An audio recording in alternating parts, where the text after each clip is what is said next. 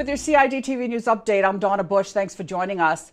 First, the Department of Environment, or DOE, has started the first stage of an initiative aimed at large-scale removal of the invasive green iguana in Grand Cayman. DOE officials made the announcement at an informal press conference on Tuesday afternoon. So the point of today's exercise is to accompany the recent launch of an RFI, or request for information, that went out last Thursday and will run till August the 9th.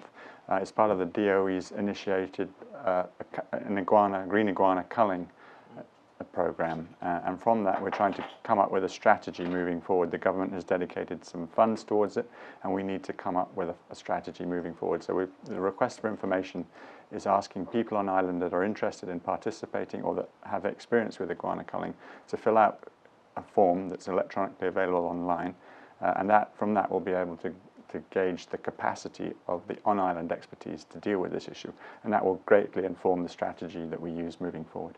The importance is that green iguanas are rapidly becoming a really serious threat. They have been a significant threat for a while, but the problem is only getting worse. The numbers get larger every year, and the longer we wait, the more expensive this problem will become. So it's very important that we get going this year. We have the funding, and we're ready to start. According to a press release from the DOE, Grand Cayman is suffering, as Mr. Austin just said, from an explosive population increase of invasive green iguanas, which now number approximately 1.1 million and are now threatening to reach approximately 4.6 million by 2020, unless massive control measures are put in place. Anyone interested in learning more about the DOE's efforts are encouraged to go online to doe.ky. In other news, the Youth Services Unit is working to help raise funds for the National Youth Culinary Team. The team will compete in the upcoming Caribbean Junior Duel Challenge in Barbados. The 4 aspiring chefs cooked up various dishes last Saturday, including stewed conch, ackee and codfish, along with fritters, omelets, and much more. James Miles of the Youth Services Unit tells us they aim to raise $500, and they raised just under $400 this weekend. The funds will be used to purchase practice items along with fundraiser items for this coming Saturday. The remaining money raised will be used to facilitate the team's extended stay in Barbados due to limited availability of airlift or flights from Barbados to Cayman via Jamaica. We encourage everyone to go out to the farmers market this Saturday and support this team of young chefs who are going away to represent the Cayman Islands. Finally, while the Cayman Islands national squash team has returned home with 3 bronze medals, the men's and women's volleyball teams, along with track and field athletes, are still competing in Barranquilla, Colombia. In the sweltering heat of the midday summer sun, Cayman's men beach volleyball team took to the courts of Puerto de Oro in Barranquilla for their first match on Saturday. After an early lead in the first sets against the U.S. Virgin Islands, the men later lost their second and third sets against Mexico and Curacao. Now, Cayman's women's first match was slightly more pleasant, playing under a starlit sky. Leanne Powery and Marissa Harrison went up against the Dominican Republic, but losing their first set, they managed to win their second. The duo went on to lose their third set against Colombia. Both teams played for their overall final placings on Monday.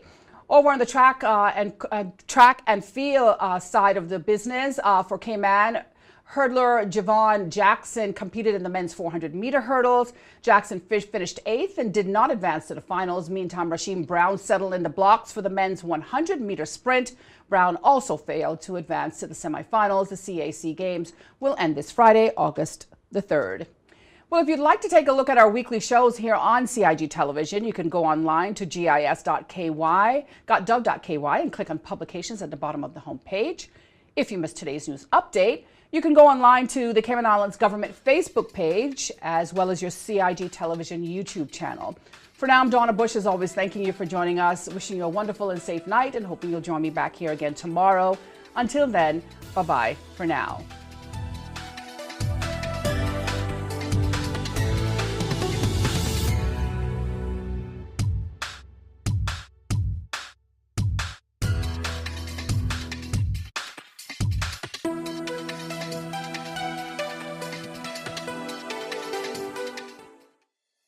The Esterly-Tibbetts Highway 3-lane roundabout is ready for drivers.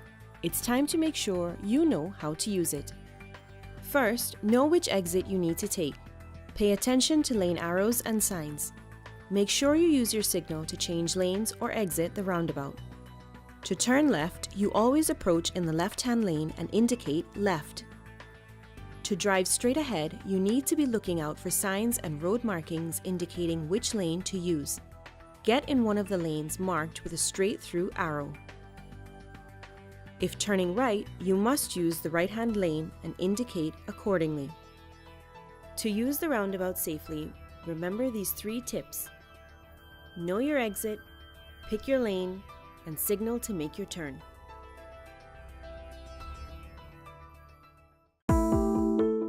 Did you know your mailing address details on your land register must be up to date in order to receive notices on new development which may impact you? Visit Lands and Survey Department to check your mailing address is correct. Did you know that walls, fences located along the road require planning permission no matter the height? You should check with the department as a planning and permit application may be required. Did you know that fences and walls within the high water setback require planning permission no matter the height? You should check with the department as a planning and permit application may be required. Did you know that a trellis structure requires planning permission? You should check with the department as a planning and permit application may be required. Did you know that a deck more than 6 inches above finished grade requires planning permission? Did you know you should check with the department as a planning and permit application may be required? Did you know that planning permission is required for a sign? Did you know you should check with the department as a planning and permit application may be required?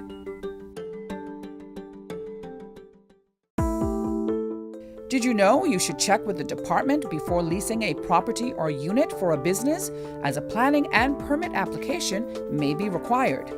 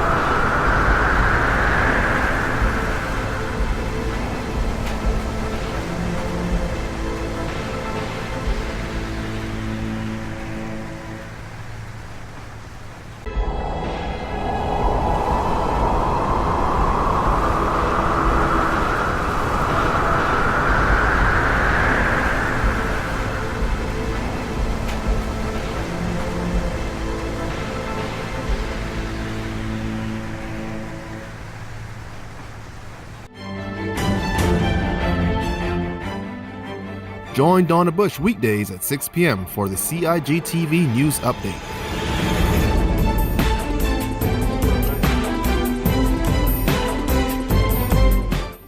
Get the latest on what's happening in government on a daily basis.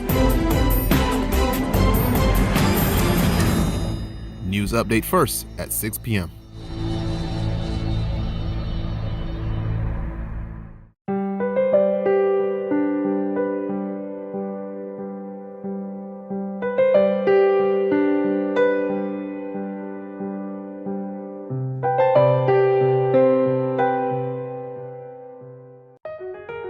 Did you know that planning permission is required for a shed?